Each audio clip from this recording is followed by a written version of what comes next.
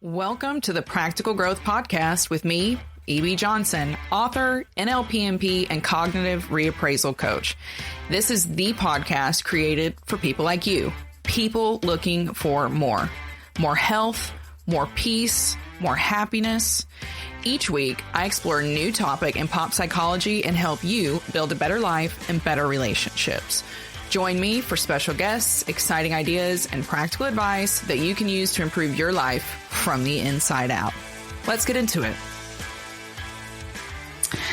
Hello. It is me, EB, your favorite podcaster, author, and NLP coach, back for another great episode. And brace yourselves, because I am actually here today with a guest this week, a really, really great guest. Her name is Melanie Branch. She is a business mindset coach, the co-founder and COO of the Neuro Spicy Academy. And she is here to talk all things mindset, neurodivergence, and what it means to really make something for yourself. Hello, Melanie. Hello, Evie. Thank you so much for having me. I'm excited to embark on this journey with you. Yes, I'm so excited to have you, and really excited to chat, like I said, about all things overcoming trauma, overcoming the obstacles that come with being neurodivergent, and really creating something for yourself in the world. Because that's something that you've done really, really well. You've got the Neuro Spicy Academy. You're this incredible coach. You've got these huge platforms. I know I've learned a ton from you, so I'm excited to have you here. I'm so excited to be here. And I love nothing more than hearing the phrase, "You're right," or "You were right." So you can just keep that coming. I'll pay you later. Yeah. Cool. Well, let's just get right into it. Let's just start right at the beginning. What's your background? How did you end up here, of all things, like helping people with mindset and intuition, and you do all kinds of energy work? And how did that happen for you? Well, the short answer is trauma. The long answer is also trauma. So we can really dive in anywhere.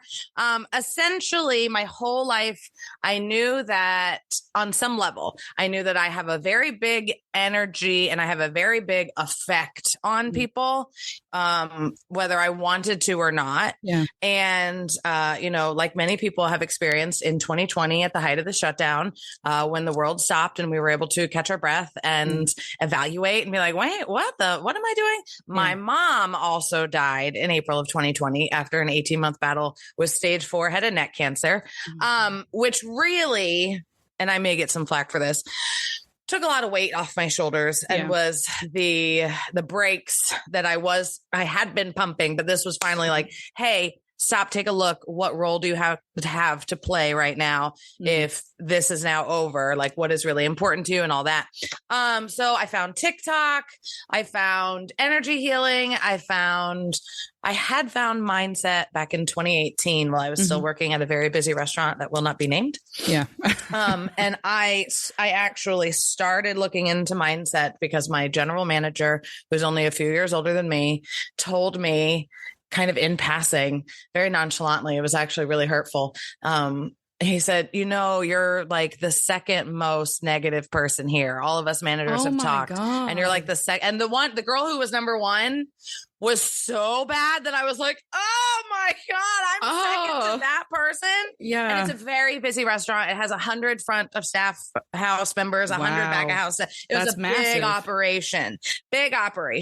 So it was incredibly hurtful. And I was like, there has to be a reason that I have anxiety all the time. And my anxiety presents as irritability and anger. So I had started looking into mindset from 2018, 2019, 2020, the world stopped. And I was like, oh, I'm gonna have to start a business. I'm gonna have to be a mindset coach for all these other people out here that are on a spiritual journey and can't figure it out, because I'm also finding out that I'm a psychic and that I can use my energy for healing other people and like all. So I really just said, all right, rabbit hole. And I jumped. Pandora's box.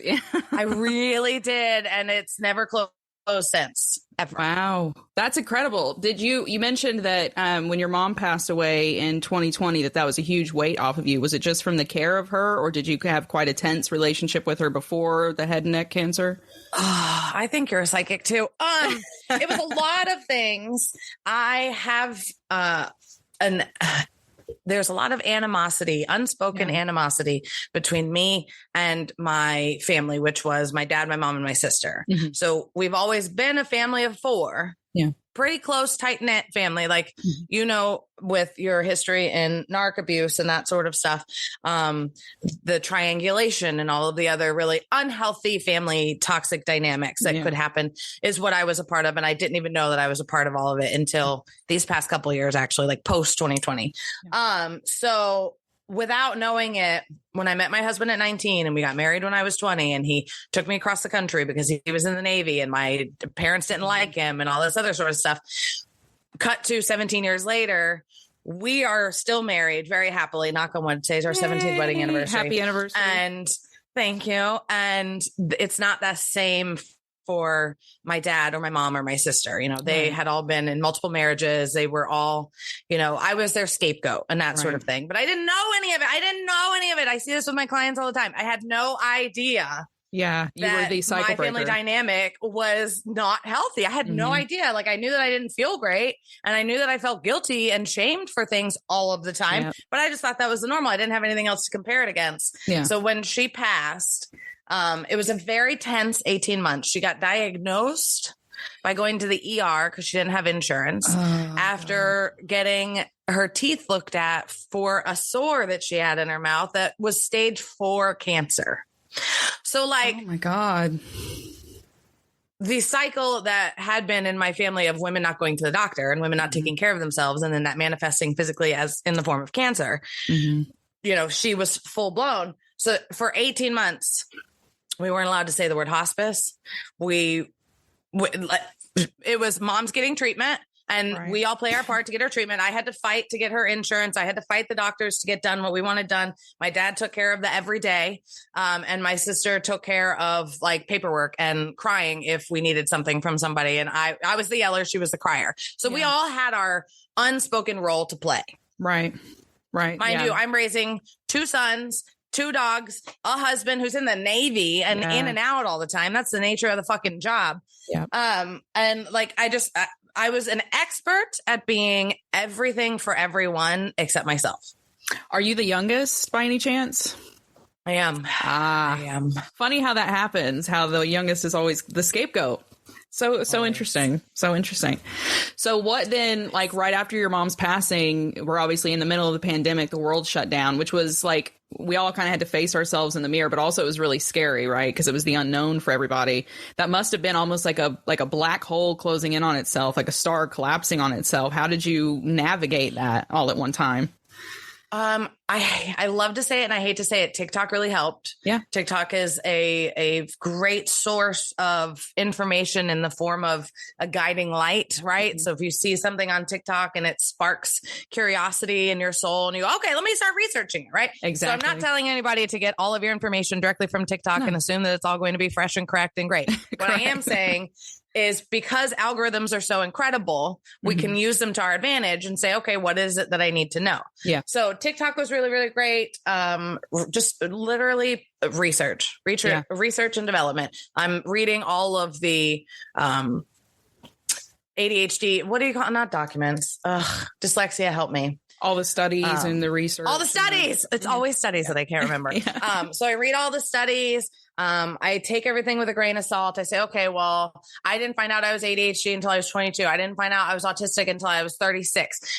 So let's see if they're only studying little white boys and they're seeing this, and this, and them. Of course, they're missing it in us. Yeah, 100%. They weren't even looking at us. We weren't even on the radar. Looking at us.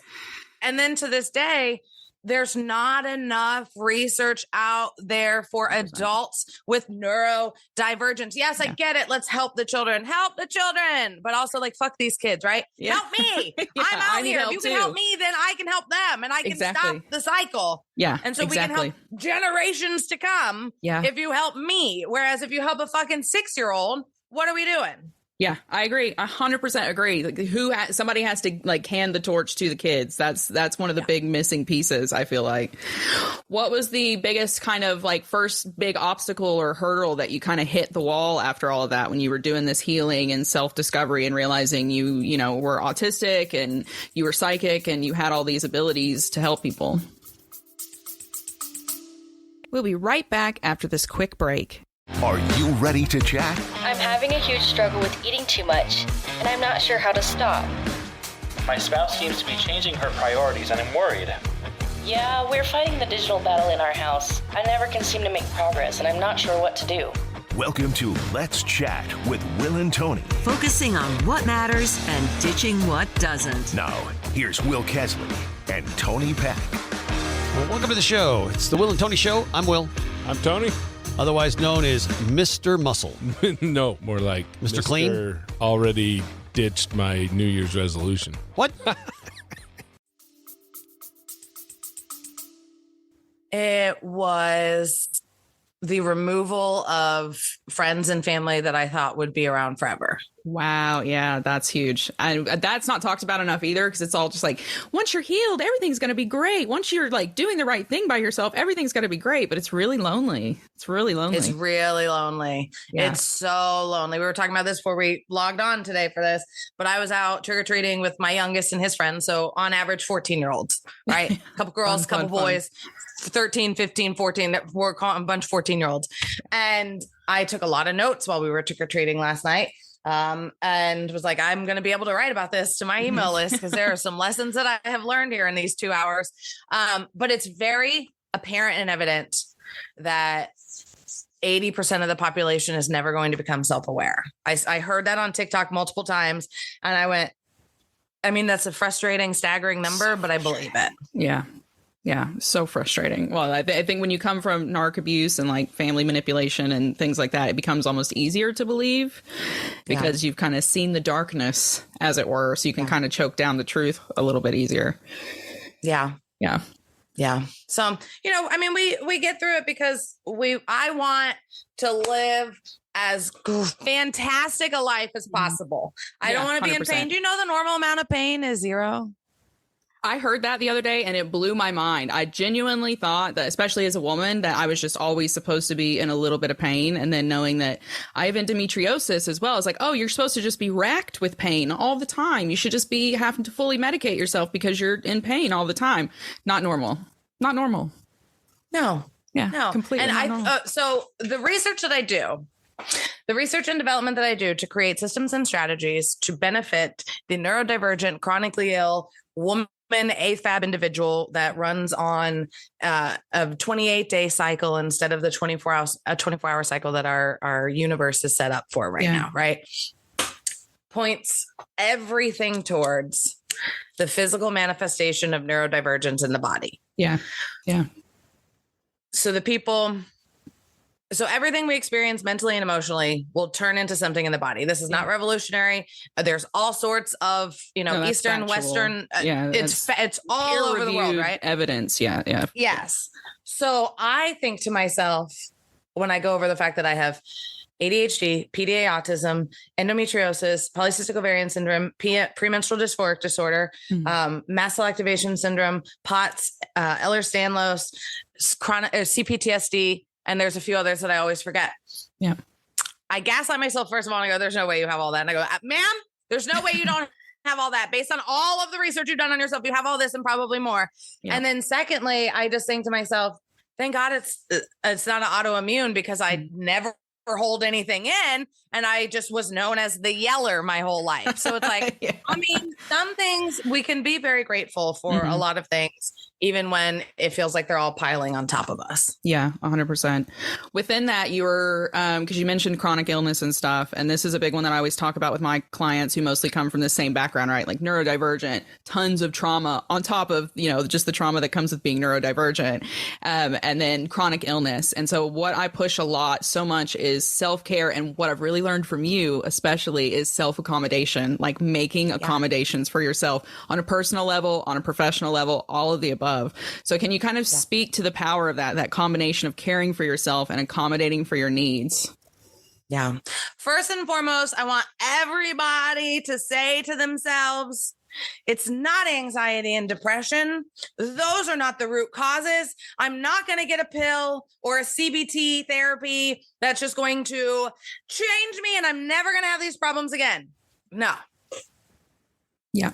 You may have anxiety and you may have depression, Mm-hmm. But if you're hanging out here with us right now, you're neurodivergent. Your neurotype is the root of the challenge. 100%. Okay. That means executive function.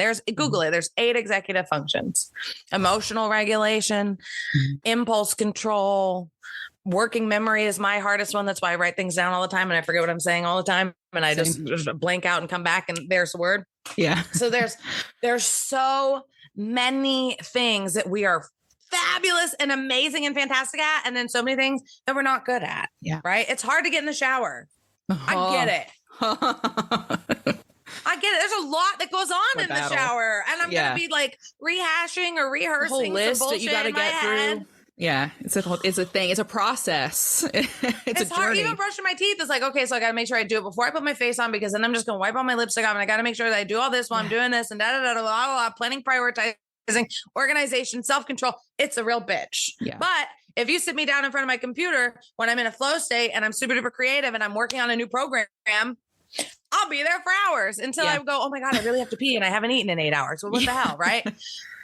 So when we understand this is who you are, we can change your mindset. We can make you a more positive, productive person, but we're not going to change the fact that you need to lay down in the middle of the day during your luteal phase of your period, or else you're going to murder everybody around you and your inner voice is going to be real mean. Yeah. Very mean.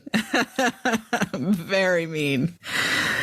Very mean. She's not nice up there because she was created by people that were not nice to us. Yeah. Yeah, I always say she's tied into that limbic system as well, that little primitive part of the brain, that old, ancient, nasty lizard brain as well. Which loves to play tricks on you and convince you that the world is falling apart. Always. You know, somebody once said, and this just resonates with me so deeply, your brain will always choose a familiar hell over an unfamiliar heaven. Absolutely. Every time. That's your baseline. If that's what you've come to see as normal, that's where you're going to gravitate always, even subconsciously. You know, you'll make choices, choose people, places, things, experiences that will put you right back into that chaos. Yep. 100%. Absolutely. And when you're a people pleaser or an appeaser or a fawner or whatever it was that you were forced into to keep yourself alive and safe. I said this the other day at the Neuro Spicy Academy. We're doing our weekly deep dive. And I said, listen, we're going in season where you're about to be tripped and triggered by all these people that are supposed to love you the most. And all of this work that you've been doing on yourself, going to feel like you take 20 steps back. Because I'll tell you right now, if my dead mom showed up here right now, right next to me and we were hanging out for the afternoon, I promise you the first thing I would tell her is how shitty all of her favorite actresses from her soap operas look now and how they got terrible work done. And I don't even watch her soap operas, but I know that's my in, right? Yeah. And I know even after all the work that I've done that to be accepted by this person, I have to go these routes. Perform. Yeah, 100%. And this is such a bad time of year because I don't think people understand that that trauma, which first of all is literally physically ingrained in your nervous system. It changes your nervous system, not just your brain, but like the composition, the physical composition of the rest of your nervous system. And at this time of year, when you've spent 20 years, some people. So like for me, I'd spent 20 bad Christmases, 20 Christmases with my family, which were always hell. Things would get violent, stuff would get broken. It was terrifying. It was a terrifying time of year. So this time of year, the closer it gets to Christmas, the more I am tense. You see my shoulders go up and I can feel myself getting anxious in social settings and all this because I'm looking for the boogeyman. Well, my nervous system is essentially looking for the boogeyman, like waiting for the other shoe to drop. And so that self-care and that self-accommodation, so important at this time of year, like majorly. And you've got to like comfort your physical nervous system. It can't just be about changing your mindset. That's so funny. Last night, I was helping my 13-year-old get ready and he was just going to be, we were just going to do skull, right? Mm-hmm. So I got skull makeup. I got a book. It was really easy, just black and gray and white, right? And I put all of the white on very lightly onto his face. And then I started on the black and the light went out of him and I just went, what is going, if you can't tell me, then who are you going to tell what's going on? And he just welled up and welled over and was like, oh, and I was like, wow, do you want to take this makeup off? We don't have to do this. It's fine. I wear my own makeup. I don't need you to wear makeup, whatever you want to do, buddy. Like, I just don't even know. And it was, the panic and the overwhelm and the emotions. And I looked right at him and I said, well, use this makeup stuff, this makeup remover, go in the bathroom, take this off. It's not worth it. We'll figure out what you're going to be. So he went as a director because he was wearing the same outfit. A clipboard. And I said, you're in acting anyway, you're a director. If anybody asks, you're on the edge of adulthood. That's what the fuck you are. Okay. And I looked right at my husband and I said, this is because he didn't close the circuit of trauma last Halloween when he got super overstimulated, really far away from home, and him and my husband had to turn around and take him home, and he never closed the circuit. So his body is going right back into the last time we did this. It was terrible. I scored it as terrible, and it was 100%. Awful, and it's a whole new and so we closed the circuit this Halloween, thank God. But good. If that was me and my mom was putting my makeup on at 13 years old and I started saying I don't want to or started crying about it, it would have been a fucking fight. 100%. I would have got told, stop crying. What are you crying about? You're so ungrateful. You're a brat. I'll give you a reason to cry. 100%. Yeah. It's just makeup. It's just Halloween makeup. It's just Halloween makeup. Oh, bless him. See, I love that. I love hearing that there are parents breaking the cycle, because it's, we both spend so long, spend so much time with people who have just been so hurt again by the people that are supposed to love them the most, that they're supposed to be able to love and trust the most. So seeing that there are people doing the work and breaking the cycle, it's just so impressive to me, like that, because I know how hard that must be, because it's so overstimulating being a parent in the first place. So kudos to you for that. Well, with this time of year too, what I want people to remember is if you go non-contact with anyone to protect your own mental health, protect your peace, protect your energy, all of those things, it does feel better, right? Mm-hmm. Because we know that interacting with these people dysregulates our nervous system and makes us go, as the Brits say, mad in our head. And, it does things that we don't need to put ourselves through. 100%. But what people don't talk about is that there is an emptiness that is left. Mm-hmm. That is indescribable, because you know that it is a combination of you're missing a relationship that never existed, because you're missing a relationship where you idealized and said, well, if they could just do this, if I could just make them do this, and they'd be a good parent, or they'd be a good sibling, or they'd be so you're mourning something that only existed in your brain. Yeah. You're mourning something that physically and mentally and emotionally hurt you. Yeah. And you're mourning the fact that all these other people that you get to see out and about in the world get a relationship with their parent or get a relationship with their sibling. And not because they did anything. The holidays, right? And not because they did anything. Like they're just, they have a good relationship. Like when TikTok puts a video on my FYP that says, your big sister loves you. I say, your big sister can go suck a nut and you can get out of here. And I'm not interested in this one. TikTok, you got this one wrong, buddy. You must not have been listening these past couple of years. What are you doing? Right. So that emptiness, it's like not even it's a duller ache than sadness. And because I have a dead parent and I have an alive parent. Yeah. Same. And the feeling that I have to both of them is so different, but it's crushing either way. Yeah. There's no good way out of it. You got to pick your poison, as it were, with which misery are you going to work through and kind of suck down and get on with it, because it is what it is. Ultimately, at the end of the day, it is what it is. You can't make anyone do anything.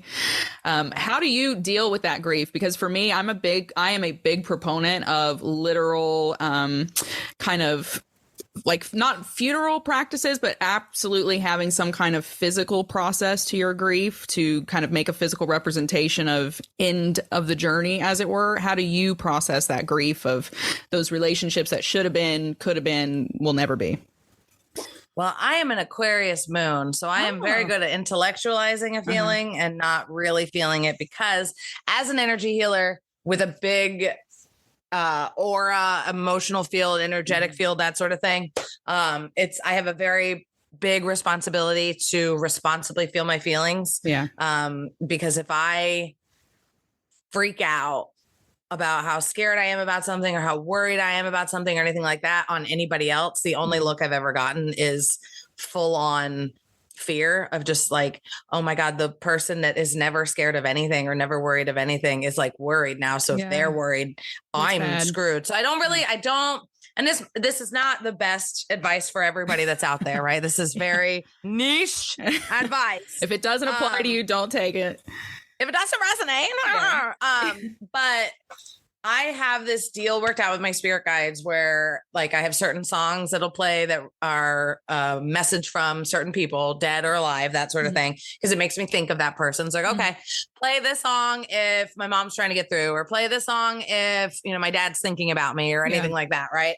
So I get signs and messages all the time where I'm like, okay, cool. I know I have a sibling that is thinking about me in some way, shape, or form. And whether that's them checking up on my social media or that's them looking down at my phone number, trying to call and then not actually calling, not pulling the trigger on that, it's not for me to know. Yeah. But I get a reminder all the time of like, I'm not alone. Everything is always working out for me behind the scenes. That's beautiful. I like that. That's really beautiful. Yeah. Because there's so much, if you think about, if you go to a play or you go to a movie, or Downton Abbey is a really good example of this. The people that are running the show behind the scenes and making sure that all the I's are dotted and the T's are crossed. Yeah. They're not letting you know of everything that's going on. No. Because it's not your fucking business. Yeah. 100%. So I just don't allow myself to like experience a potentially bad scenario twice by rehearsing a potential bad outcome to something, because that's big, if it does happen, then now I had to go through it twice. Yeah. And if it doesn't happen, I had to go through it once and I never even needed to. That's a really important point, I think, because what I've seen a lot on TikTok, especially lately, is kind of what I call trigger content, which is meant to trigger you and put you in these really emotional states. And people like, oh, think about the time that this happened or this happened. And people doing like trigger journaling. And I don't know if people understand that your nervous system can also get addicted to being in those states over and over and over again. If you're constantly, it comes down to that rumination, right? You're constantly spiraling yourself down these super, super negative experiences, memories, thoughts, and they're overwhelming you and putting you back in those emotional states. Your body gets used to those cortisol spikes that happen and those low dopamine levels and low serotonin levels and all that kind of stuff. And that's super, super important that, you get it, you see it, you mark the mistake, and you don't put yourself back in that situation, that experience again, as much as possible. Yeah. And I just think about it. Joe Dispenza talks about this real good about how, like, if we're creating our life, we're creating our personality, we're creating our future at all times. What good is reminiscing about anything from the past? And because here's the thing too. I hate to be the one to make you confront some things because I'm not confrontational, but you definitely have to confront things when you're around me. It's hard to be my friend. But like, nobody ever sits around talking about the good times. How many times have you been sitting around a group of women and they go, that one of them starts in with their birth story and how terrible it is. And they all go, oh my God, I'm so excited to tell you the terrible story about my C-section and mine. Nobody cares, first of all. Yep. Nobody gives a shit. I don't care about your past. I really don't care about your past. Tell me how you got here. But like, I don't need you to go through any of those fucking stories that I'm not going to learn anything from. Yeah. No pain Olympics. Thank you very much. And it's literally dragging you down so much energetically. Yeah, that's it. Like if people could see their vibration and their frequency coming off of them and then see what it does when you go into one of those fucking old stories that's not going to uplift anybody and not bring anybody, like you'd see how much of a waste of time it is and energy. Yeah, 100. And I try to stress as well, because I don't think I've got so many clients, and I used to do this as well. I thought if I just go back into that memory, that space, that negativity for long enough, and I do it enough, and I just pick at the details enough, then I can think through every detail, and it won't hurt anymore, or it will never, ever, ever happen to me again. But I just got to keep being in that negativity to kind of transmute it. And that was not really the case at all. And it does more damage, because literally when you're in that negative state, like the neurons and the synapses in your brain don't fire the way they're supposed to. They don't connect the way they're supposed to. They get frantic and they miswire and they misconnect. And that's where we get all the anxiety and the hopelessness and the depression and yada, yada, yada, all the physical responses that come along with that. And I just feel like we're kind of sometimes sliding back into that culture of like, let's wallow in the negativity versus making change happen, which probably really comes back to that point that you made, that some people just don't want to change. They just want to wallow in it. Yeah. Victim mindset is really gratifying in the moment. Yeah. So how did you make that shift? How did you kind of, I know that you said accommodations. I was overstimulated 24/7. Yeah, I was overstimulated. I apologize to any single person that I ever interacted with between 2020 and 1986 when I was born. I was a chronically overstimulated, overwhelmed woman. Yeah. And my senses, I'm a very sensitive girl. I know there's a bit of a conversation happening on social media between autistic and highly sensitives, right? So I'm not getting into that debate because whatever label makes you understand that you are a normal zebra and not a weird horse, I'm fucking happy with. I'll say it like the name that you want to use, like the fucking pronouns you want to use. I don't care. Yeah. You tell me what it is that you're dealing with and what you're overcoming. I'm happy for it. But I have to wear headphones 24/7. So these headbands or headphones, they have little ears in them so I can listen to my phone. We live in a 1,300 square foot home. So my husband watches his TV with, I said his TV, watches the living room TV. Okay. We're not that house, right? But he watches the TV with his headphones on most of the time because there's sounds of like zombie sounds or shooting sounds and stuff like that give me mad anxiety. Yeah. So everybody in my house has headphones. Sunglasses are a must when I go out into the world and I don't want to make eye contact with people.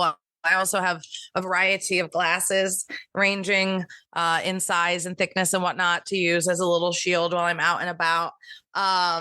Smells. I can't wear perfumes or anything like that anymore. But that's also part of like my endocrine hormone shit that I got going on. But like, I really, really, really take fucking care of myself. I love that because that's not, I don't think that's pushed. It's the self-care has kind of been watered down to this idea of like you go and get a massage and then you go and hang out with your girlfriends and you have a nice lunch. And it's so much more than that, especially the accommodation part, which doesn't get included enough, I don't think.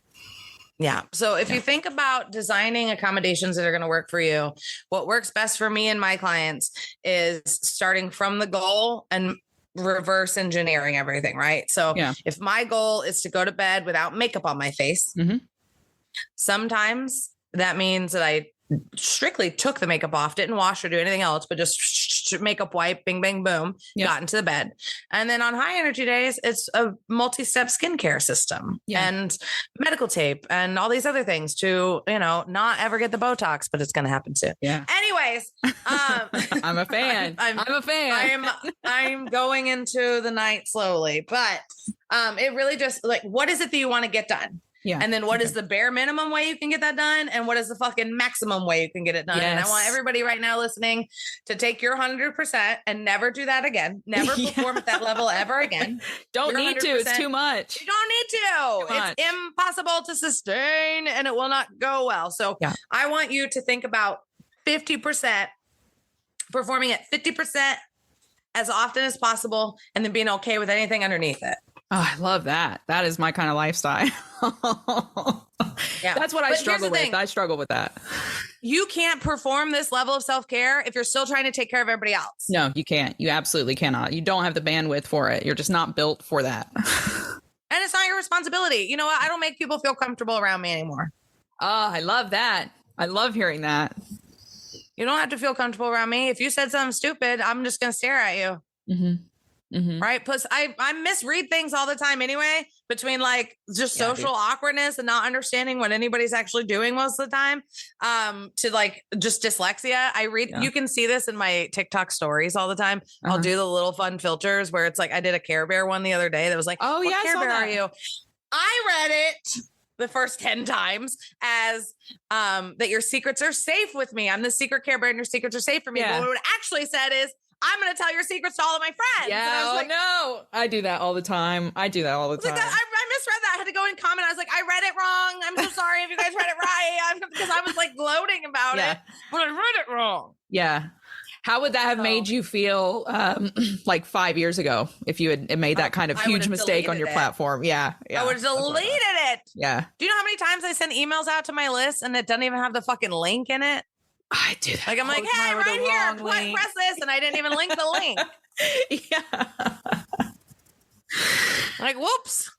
I think that's why you've been so helpful for me, because it's, obviously the ADHD revelations that happened to me during COVID, and I'm now going through the other stuff. But with that ADHD, when we're inspired to act, it almost feels like we have to do all the things as good, as big as possible. It's that grandiose, like, I can't just become a mathematician. I have to work for NASA. Like it becomes like an extreme goal, and you don't have to do that. You can just slow down and do the simplest thing, and you still feel just as much like achievement, fulfillment, like you did something, pride in yourself, all of that. You can literally just do the smallest thing each day to move toward your goal. It doesn't have to be a huge, grandiose leap over the edge every time. Yeah. And when we think in terms of small, manageable, sustainable steps or the big, gigantic leaps, Andrew Huberman talks a lot about this on his podcast. He's got 2 episodes on dopamine, not just 2 episodes on ADHD. He's got 2 episodes on dopamine. And one of them, the best news about dopamine by far to me was that your brain administers the same amount of dopamine when you think about going to get the coffee as when you deliver the coffee to the taste buds. Because the brain wants you to go get it. Yeah. Yeah. And knows that it has to do that. So when we think about raising, and this is what I do with most of my clients, and this is what all my programs are really based on. We want to raise that baseline dopamine. Because if you have ADHD and autism, because the likelihood that you have only one is very low. And the likelihood that you have both is very high. I'm actually even looking into Tourette's now because I'm getting so unmasked. And it goes ADHD, autism, Tourette's. And I don't know what the next one is, but I'm sure I'll be there soon too. But our dopamine receptors don't even work properly. So even if you take the medicine that's supposed to make the dopamine and the norepinephrine and all those other chemicals go, pew, pew, pew, they don't have anywhere to land a lot of the time. That's 100%. Yeah. I had a psychiatrist. Go ahead. No, go ahead. No, tell me. Well, the people that teach you to eat the frog first or do the bad thing first. I teach you to build and stack that dopamine. Go get the ice cream first. Then let's go home and work. Yeah, well, that is it. It gives you the juice. Gives you the juice. Yeah, gives you the juice. It really does. I had a psychiatrist who gave me lemon balm, told me to get lemon balm tablets, which I took at night, which A, helped me with sleep. But B, what he told me is that the way lemon balm works is it actually helps your brain absorb more. So it basically helps more of the receptors turn on and absorb more of the serotonin and dopamine and all these other things that you need to feel good and calm enough to sleep. So that might be something I put a lot of my clients, I don't put them on it, but I recommend that to a lot of my clients because it's helped me immensely. And again, it helps with the actual receptors being able to absorb more, which is a huge problem for us. This is another controversial hot take. And again, you have to do your own research on your own self, right? I have an energy 100%. Optimization guide that teaches you how to get the most powerful and deeply moving data on yourself for 60 days. It takes 60 days of data on yourself, 60 days of tracking. How do I feel in the morning? How do I feel in the afternoon? How do I feel at night? How do I feel after I ate this food? How do I feel after I hung out with this person? How do I feel after I worked this amount of times? We really need 60 days of data. But once we get that, we can really start seeing where the fucking drains are. Yep. That you didn't even know was hitting you like a ton of bricks and taking all of your effort and energy away from you and all your ability to focus. Yeah. And we can really narrow in on what is my biggest struggle. One of my biggest struggles is sleep. I cannot fall asleep unless it's the middle of the day and it's my little afternoon nap. 3 p.m. I cannot fucking fall asleep. I don't know what it is. So I was doing research and there's a whole school of psychiatrists and mental health professionals who talk about ADHDers don't fall asleep. They pass out. And I said, well, when I'm tracking, what I notice is I'll get real tired and I'm listening to a meditation and I'm real tired and the meditation ends.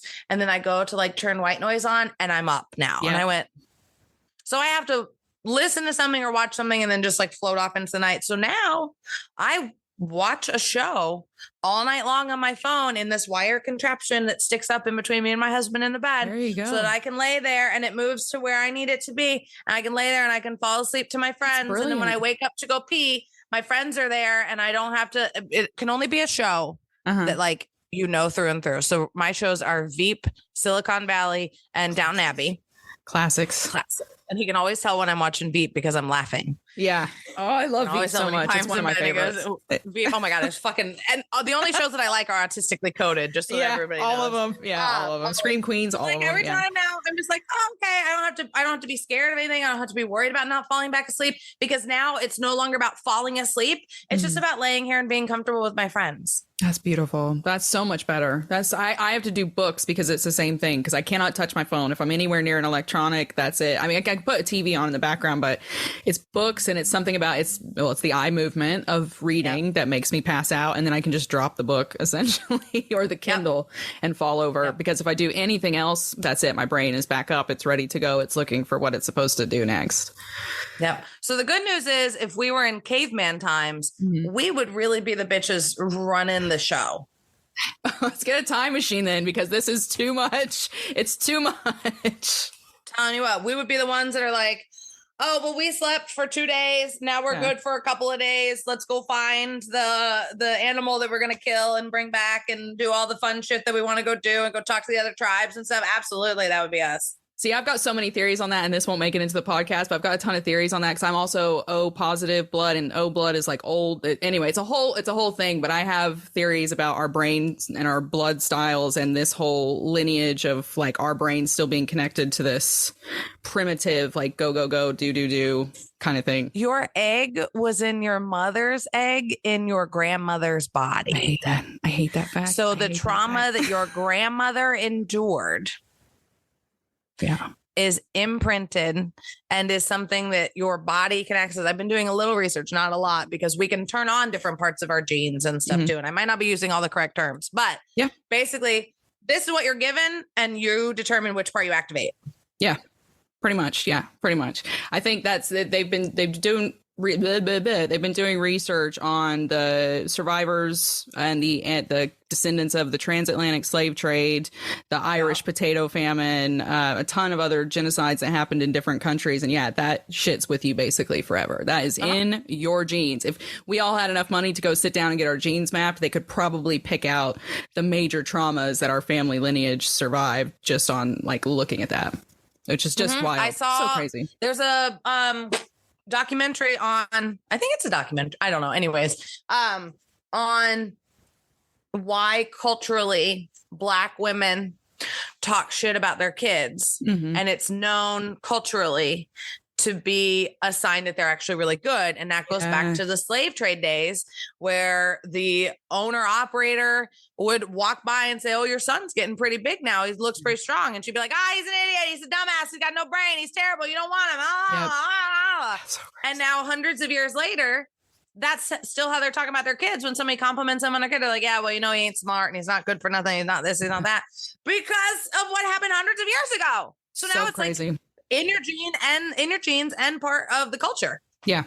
Well, there was a study that just came out the other day where a scientist has now said there's no such thing as free will because of like cultural pressures that you're exposed to, and then your genetic information, which predestines so much of what's going to happen to you because it will like manifest as mental illness. And then you only have a few ways you're going to respond to those mental illnesses and all of that. And it's really crazy. And if you think about trauma in a big historical kind of big picture way, countries start to make sense when you look at them. Like a lot of the problems going on in America, a lot of the divisions and upset makes sense when you think about traumatized people, generation after generation after generation being traumatized, not changing anything about those cycles, and just having more traumatized people with, DNA that's not activated and all this other stuff. And it kind of adds up. You start to see the layers of trauma.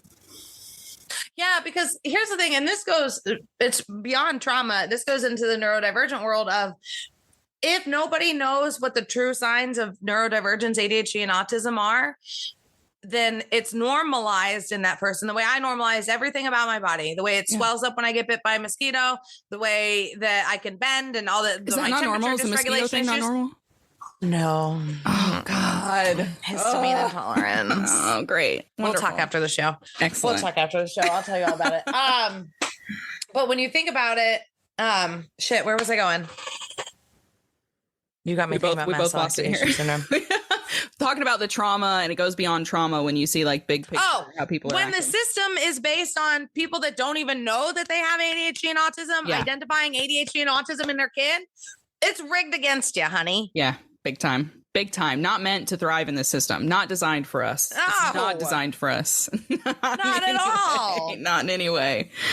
What is it? That's a good place to kind of, what do you think are the biggest misconceptions? Because I would say the system is filled with misconceptions. That's why so many of us for so long have been without any kind of accommodation or care. What are the biggest misconceptions about neurodivergent people across the board? Well, if you're AFAB, it is that you're doing things for attention. Mm-hmm. And that you're exaggerating everything. Yeah. I just made a post about this yesterday.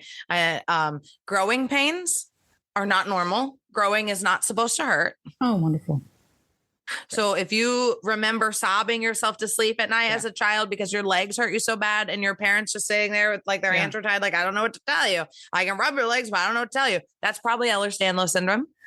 That's a problem with your hypermobile connective tissue. And you cannot actually be bendy and be hypermobile because if you're like me, your joints, the connective tissue that are supposed to hold everything together is so loose that your muscles get really tight to compensate for it. So you're actually the opposite of flexible. Yeah.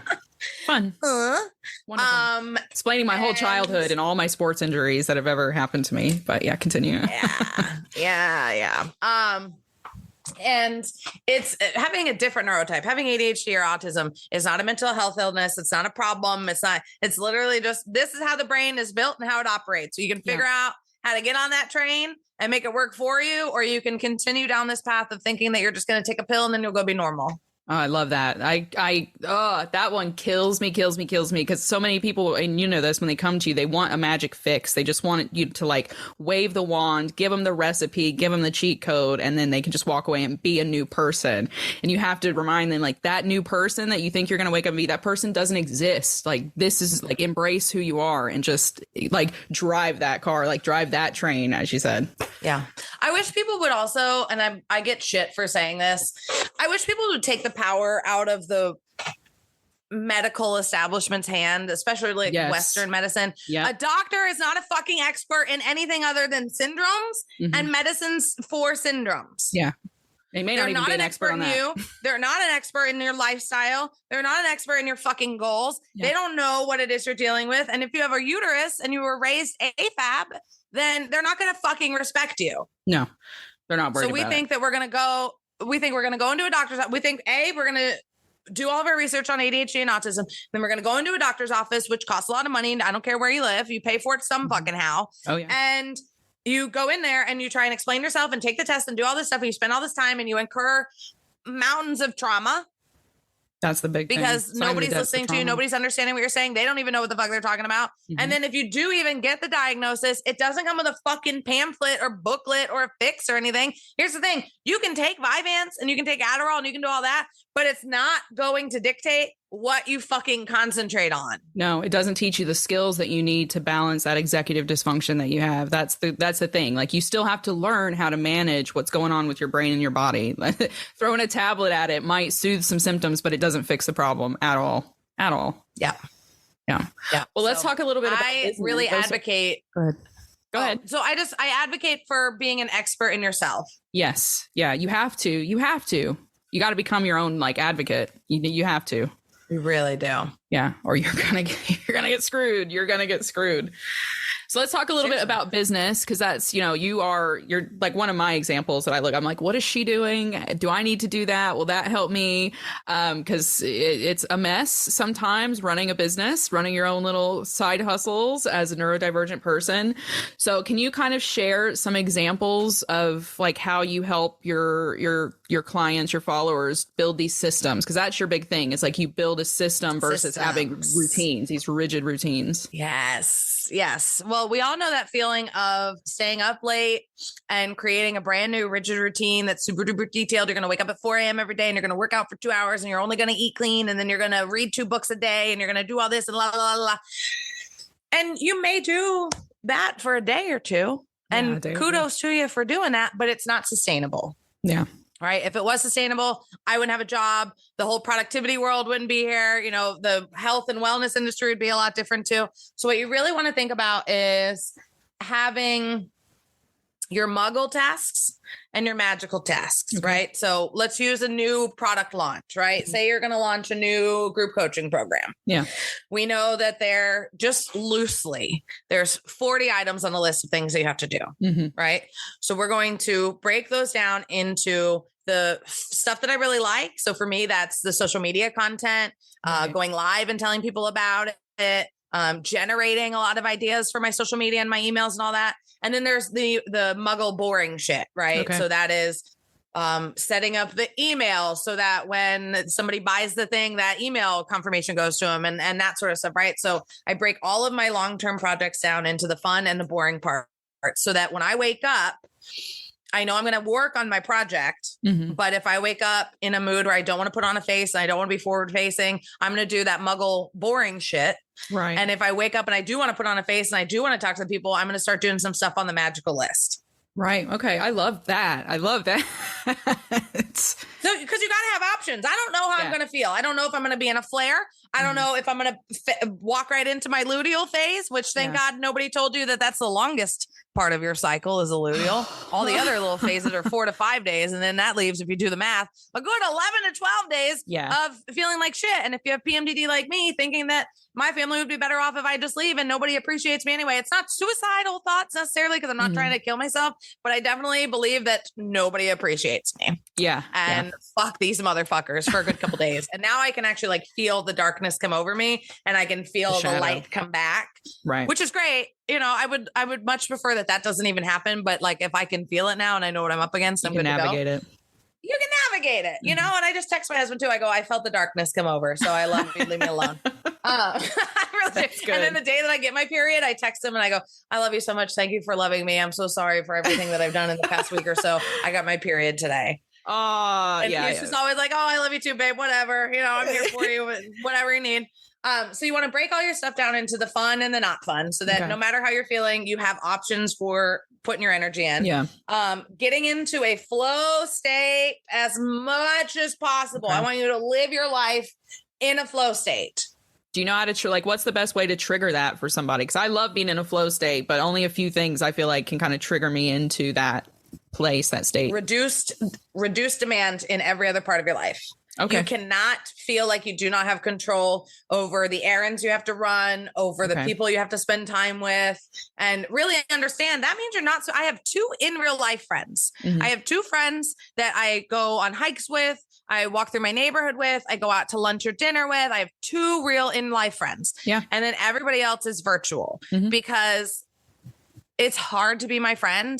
And if you're not willing to put in that much time and effort on yourself, I don't want you to even do anything for me. I want you to do so much for yourself that like yesterday I was at lunch with one of my girlfriends and we were talking about mascara and she goes, I fucking hate mascara. If I never had to wear it again, blah, blah, blah, blah. And I looked at her and I said, are you about to start your period? And she was like, yeah. And I was like, okay, do you want to get a donut? And she's like, yeah. And I was like, absolutely. Okay, let's do that. Right. Like, I require that from the people that I spend time with. You have to know yourself enough to 100%. Like say, no, I can't go out with you. I'm in a terrible mood or, you know, cause I don't want to have friendships where people are like, well, I have to do laundry. I can't do it. And then I find out that they were out and about with a different friend and they didn't invite me. Like I don't have fucking time for this. 100%. Yeah. Right? Yeah. So really just getting as much control in a low demand lifestyle as you can. Low demand lifestyle is a great thing to Google if you're trying to figure out the best way to be productive and motivated, right? And I want you to change your relationship with productivity. Productivity means what is best for you to get the best outcome. So productivity is not working 8 hours a day, 7 days a week as an entrepreneur. The reason you started your fucking business is so you wouldn't have to do that. Yeah. Productivity is knowing that I'm in a nasty mood today and my fucking body hurts. So I'm going to take an extra hit of medical marijuana and I'm going to watch some Real Housewives and I'm going to scroll TikTok and nobody's going to fucking tell me anything different. Yeah.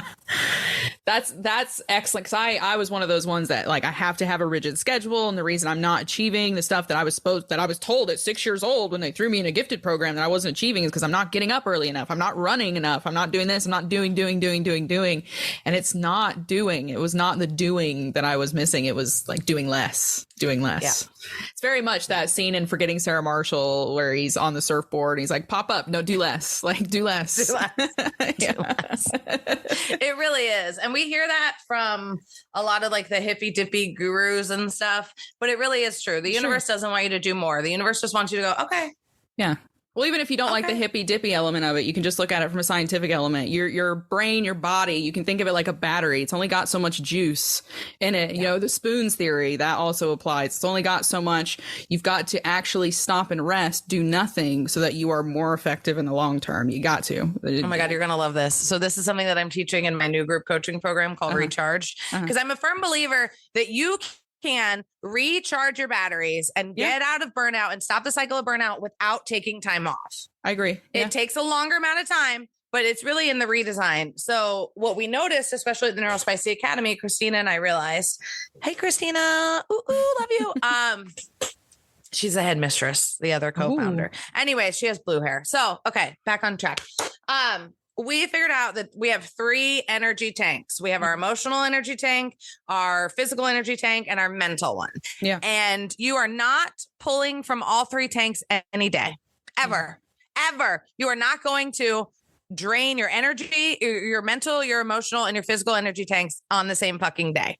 No way. Those are your thing.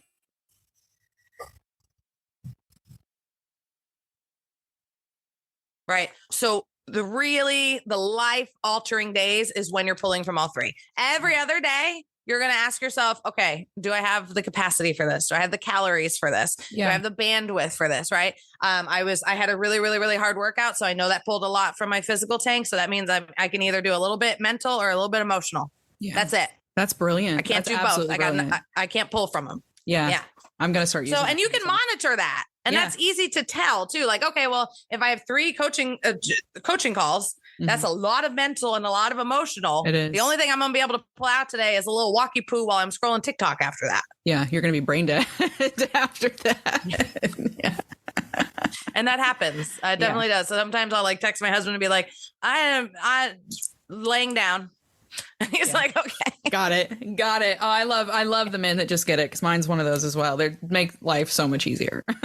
So much easier. Yeah. Well, because they see what happens when we overdo it. Yeah. Yeah. And they don't enjoy that. It's not helpful for them. No, it doesn't. They don't get what they want out of that either. Not at all. So do you think that awareness of self is like the key trait that a neurodivergent person needs to kind of be successful, especially if they want to kind of be successful in business, if they want to go and like do a side hustle for themselves or something? That awareness of, how they're working, how they need to work, how they need to accommodate themselves. Would you say that's the number one trait? Yeah. Once you have a full on awareness of yourself and an understanding of yourself, then you're able to not rely on other people so much and be like, well, like I had friends before we all broke up in the last 2 years. I had friends.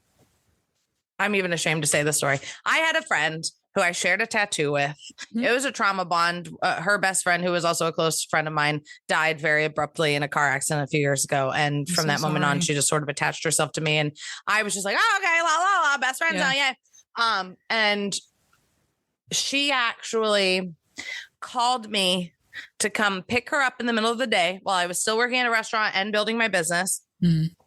To drive from my side of town to her side of town, to pick her and her cat up because her cat was ill, to take her and her cat to an emergency vet that was on my side of town because she was so concerned about the cat, she couldn't drive. Right. Okay. And I did it. Oh, no. And I will never, ever again have people in my life that would even ask me to do that. Yeah. Yeah. It says so much. That is, oh my God. Gotten goosebumps. Let alone think that was okay to ask of me. Yeah.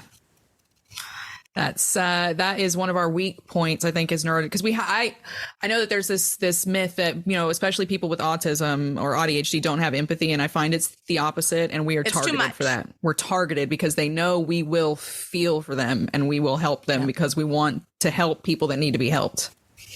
And one of the things too that people don't realize with neurodivergence is we could never conceive of treating someone like that. Yeah. So we can't imagine that anybody else would treat us like that. So what is a malicious behavior, we talk ourselves out of believing is malicious because we could never do that. Why would somebody else who loves us, this friend or family member who loves us, and it's always the people that say, we're family, you can't do this to family. We love family. If you loved me so much, why do you treat me like this? Bingo. If you loved that person, you wouldn't want them to suffer in the first place. You wouldn't go out of your way to behave in a way that makes them suffer. It's like genuinely that simple.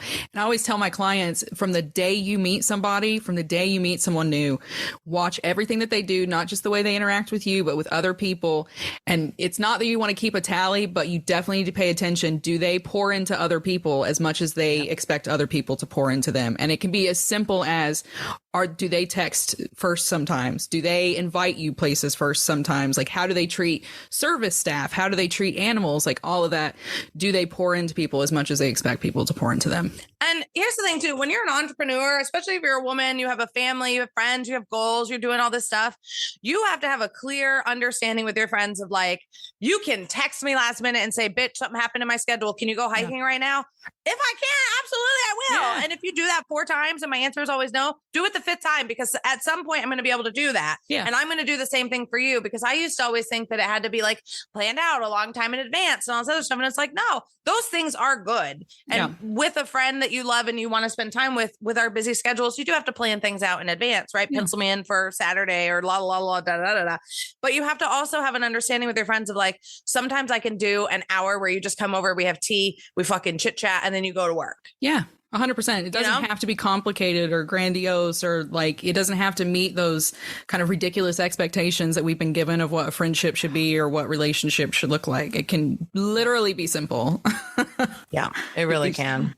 And it's so much better when you do that too. It's just so much better. It's easier. So much less stressful. I didn't realize how much stress I was getting from friendships, because that was the primary way that my narcissism patterns came back, is like my friends were my mother, who was the big narcissist in my life. So that was a whole nother kettle of fish to unpack with that. Fun. So how do you envision, because we are in a really changing time and we're coming to the end here. I won't keep you too much longer, but how do you kind of envision the landscape for neurodivergent people in the next 5 to 10 years? Because it's changing so fast. Like, how do you think they will kind of be represented? How do you think accommodations will look like? What do you think the entrepreneurial landscape will look like for neurodiverse people? Well, the numbers are already really pointing to the fact that there's a lot of people leaving corporate. There's a lot of people leaving a 9-to-5 role. A lot of us got a taste of work from home and realized that like, wow, I can do a lot more when I don't have to drive somewhere for 45 minutes every single day. Driving will zap my energy. And a lot of us used to think that we liked to drive, but what it was is we liked that time to unmask and be ourselves. We didn't actually like the driving. We just liked the alone time. Decompression. So, moving forward, what I hope happens is that people are really seen for who they are, what they are when it comes to age, sexuality, mentality, abilities, goals, energy, all that sort of stuff. I really just, if we could live in a place where everybody was seen for what they bring to the table and what their goals are. And we could just, instead of getting into labels to be like, well, I have ADHD, so I can only act like this. Perhaps the label is so that you can identify with your community and know what parts of yourself are to be expected and what parts of yourself are, in fact, bad habits, because we don't have enough dopamine with ADHD to actually create habits. So we have to really create a good choice making pattern, right? It's not a habit, it's a pattern with us, that sort of thing. So, moving forward, I really just hope that everybody can realize their own unique power, and that us, especially as like female entrepreneurs, really stop trying to be strong and start being powerful. Oh, I love that. I love that, because that powerful is a whole different connotation. Yeah. So one last big one, because you asked me this question and it caught me off guard, but it was also great. It was an excellent question. I still think about it. But if you had to leave everyone with the biggest, most powerful piece of advice that you've ever learned or you've ever heard or that you've given to clients or whoever, what would that one big piece of advice be? Everything having to do with your power. Take your power back. Don't forget your power. Don't doubt your power. Don't assume that you're not capable of anything, and really become an expert in yourself, and you'll discover how powerful you really are. All those things that you always, how we've thought about something and then it happened and we went, what? Mm-hmm. What did I was just thinking about that person and then they called me. Why do you think that happened? Right. So, and then to realize this in real life, the one question you can always ask yourself is who benefits from this? Right. Oh, that's good. Yeah. Who benefits from you thinking that you're a piece of shit? The patriarchy. So we can't think that anymore. Yeah. Absolutely.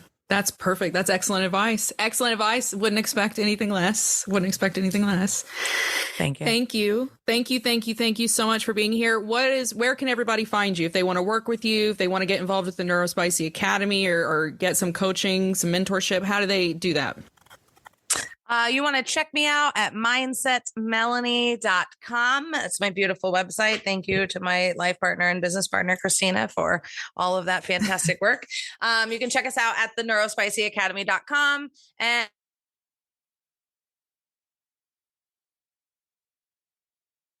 Instagram and YouTube. So TikTok, it's Melanie Fixes Mindsets. And on Instagram and YouTube, it's Mindset Melanie. Just look for the pink and purple hair.